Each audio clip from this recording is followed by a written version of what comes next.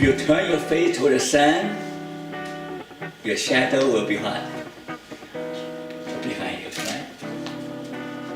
Your back to the sun, you will always see your shadow.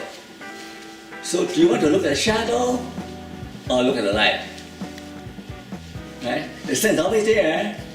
The shadow is always there. It's all depending on how you look at light.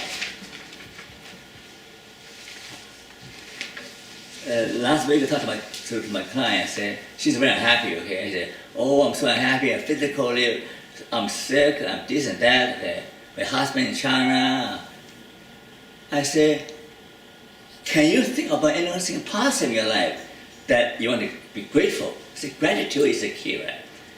Can you think of anything that you can say, "Oh, I'm so grateful that I have these things that are good, things." I said, "Oh," I said, the sun's shining. That's good, okay." And then she said, "Oh, you're helping me. That's good, okay." And you can think about a third thing. She can't think of a third thing. No wonder she's so miserable. She can't even think about three things that he can give thanks for. Three things.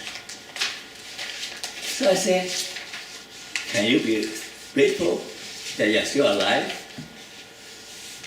Being alive is a good thing, right? Being alive is better than being dead. So yeah, I guess I can be happy that I'm still alive. See? If you are able to look at the sun rather than look at the shadow, you can always find something to give thanks for.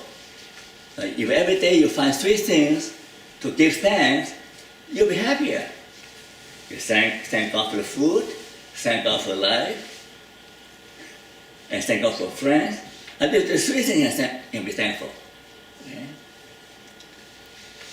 And the wisdom letting go, okay? And self-care.